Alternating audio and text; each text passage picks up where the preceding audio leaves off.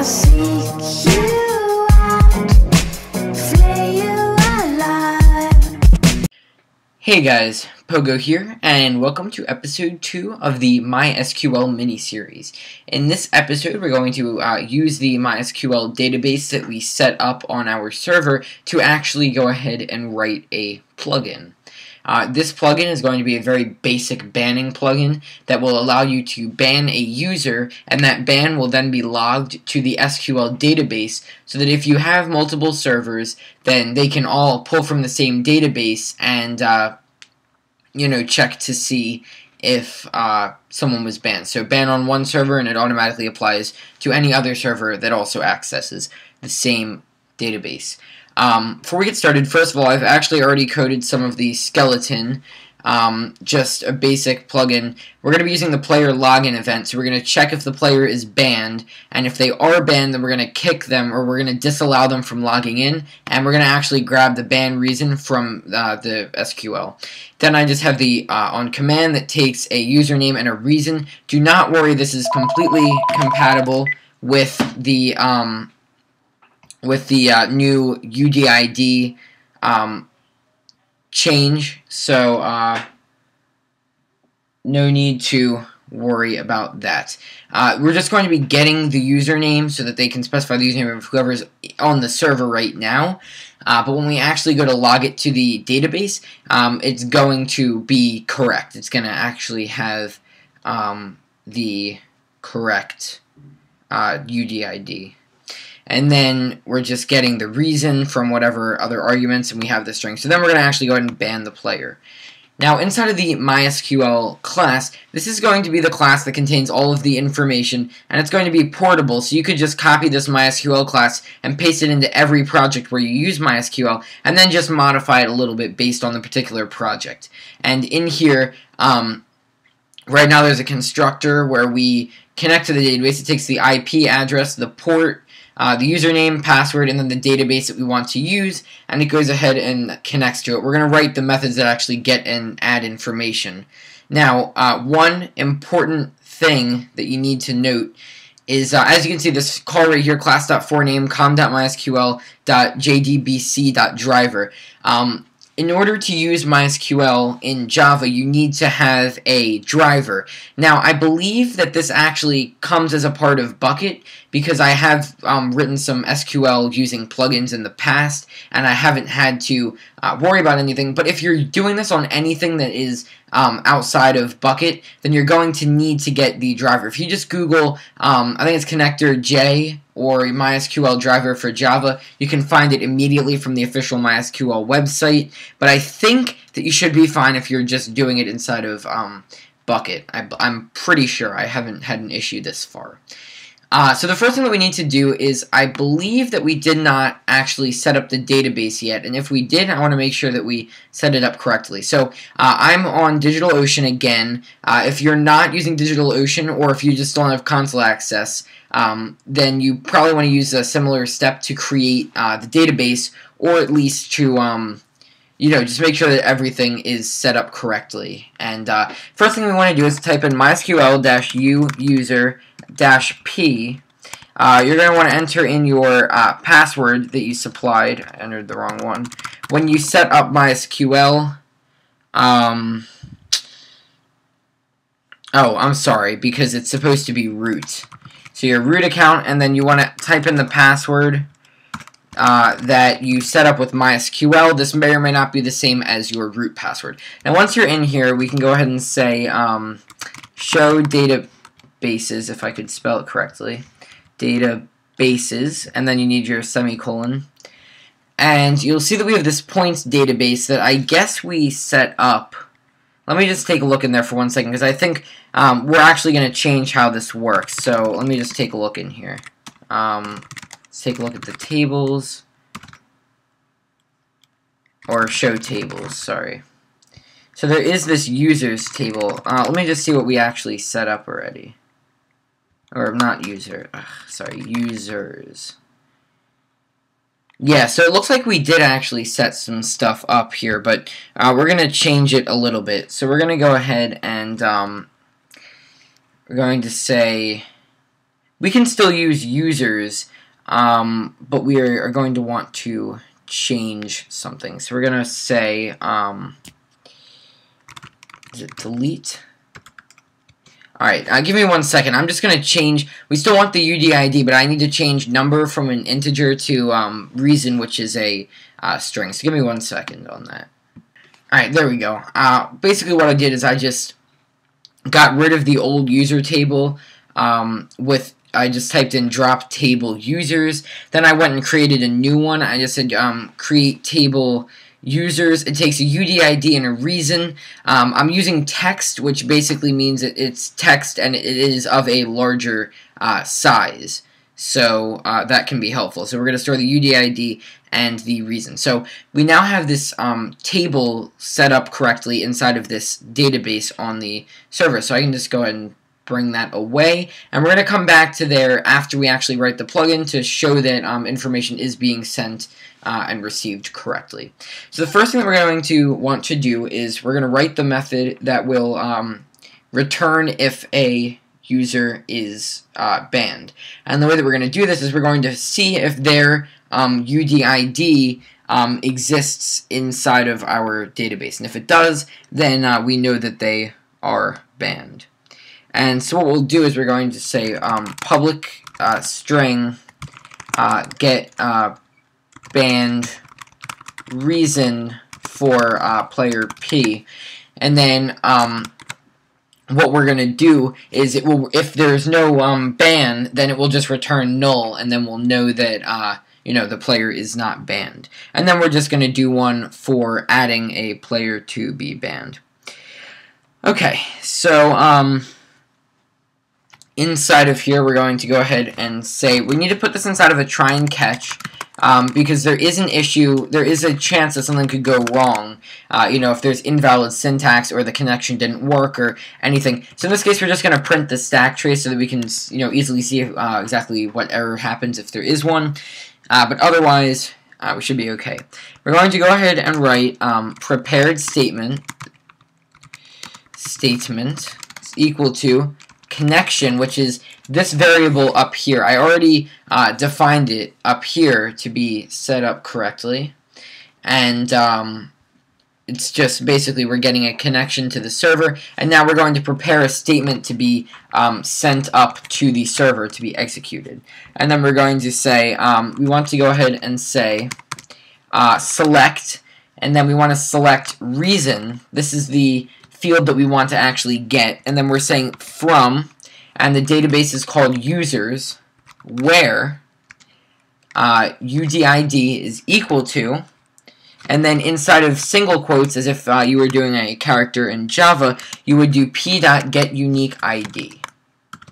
And then you need to do, I believe that should work. If not, we can always fix it. And let's spell the word statement right. I think you want to use this. Let me make sure that we're using the right one. Okay, that was the wrong one. So we want to use the java.sql. So whenever you're given the choice, you want to use java.sql, not com.mysql. You know, whatever. But basically what we're doing here is so we're selecting the reason from the table of users where UDID is equal to the player's UDID. So we're basically giving it the UDID, we're putting this into the users table, and then we're getting back either a reason or nothing. So now we're going to say result set result is equal to statement.execute query, like that.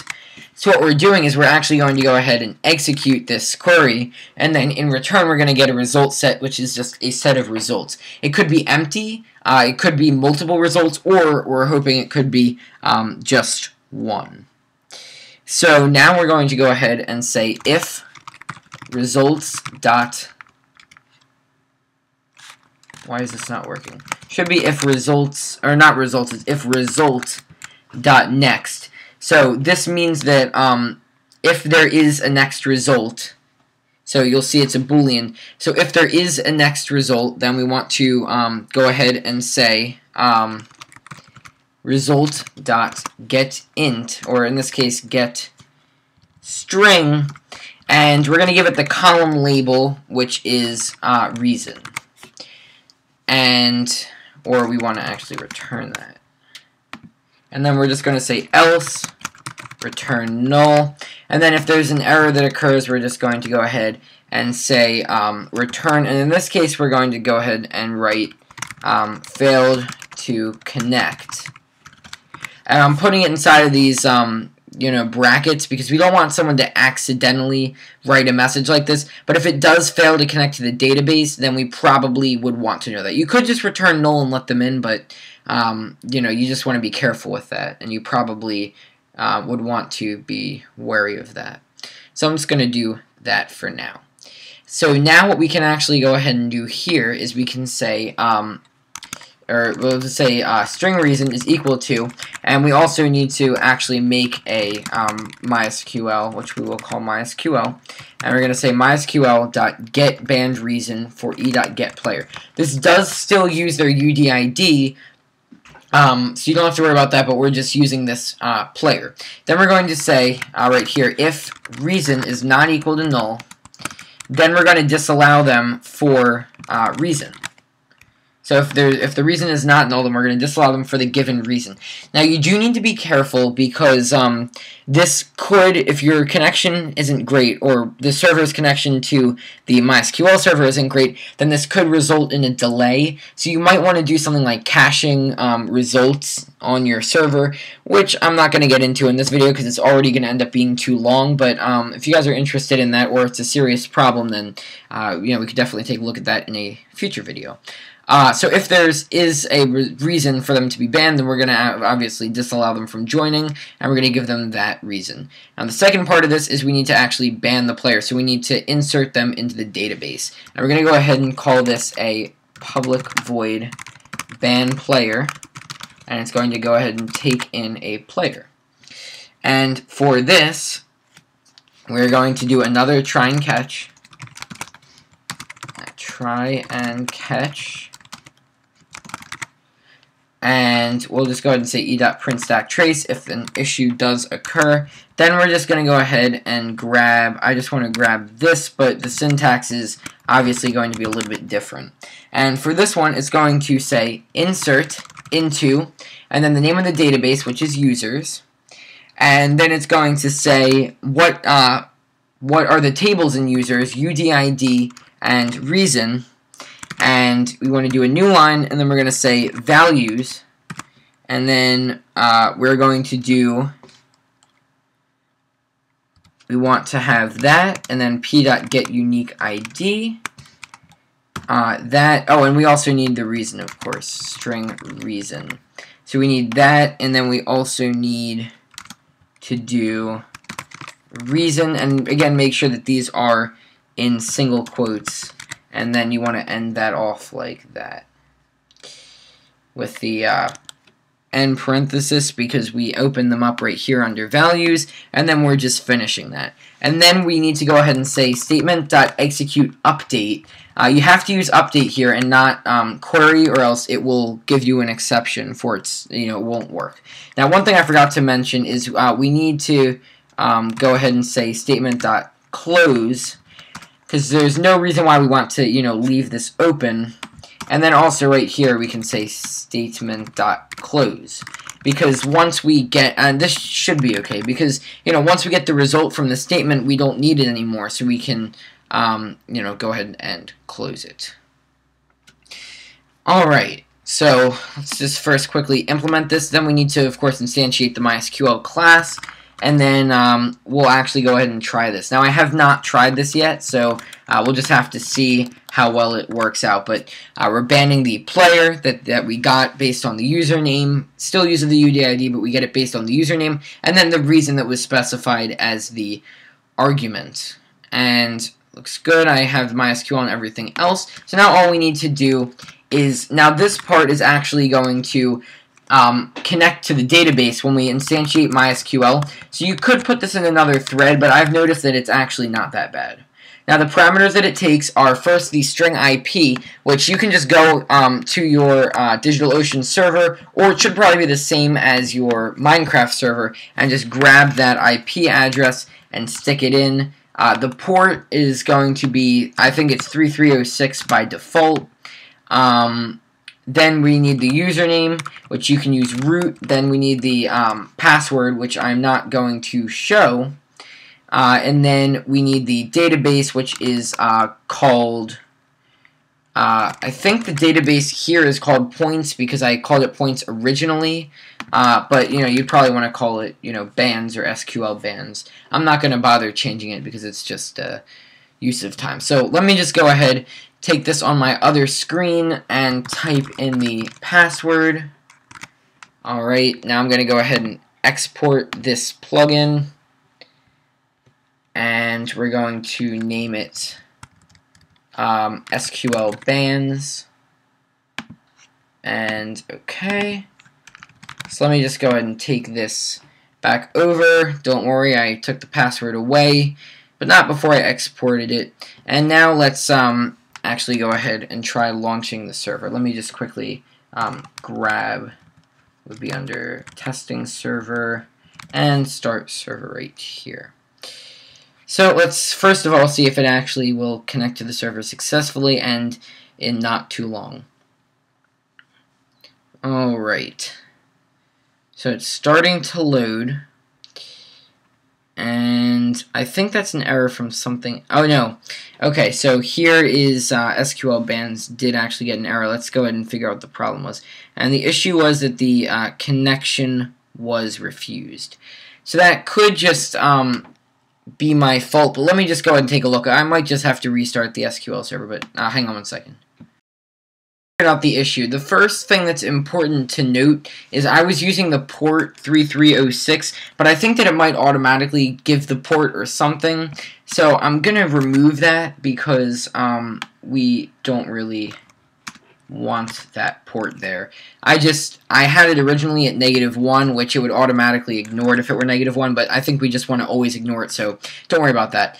Now, one thing I forgot is when I destroyed the user database, or I dropped the database and then I made a new one, I forgot to give myself or to grant remote access to it like we did in the first video. So I did that, and then the other thing I forgot is when you go to grant the privileges, that's where you define the username, in which case I said the username would be user at anywhere, and then when you say defined by, identified by, and then you would give the password, that's the password that you want to use. If you're confused, watch the video before, but when you do that grant all privileges command, you got to make sure that you're using the username that was specified, and then also the password that you specified there. It's not your SQL username and password, it's the one that you granted privileges to for your table. So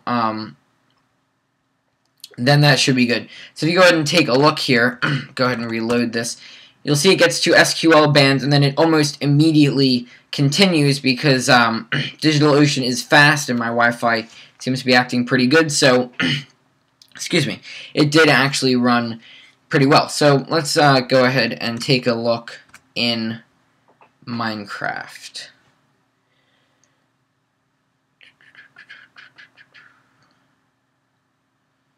And let's go ahead and quickly join the server.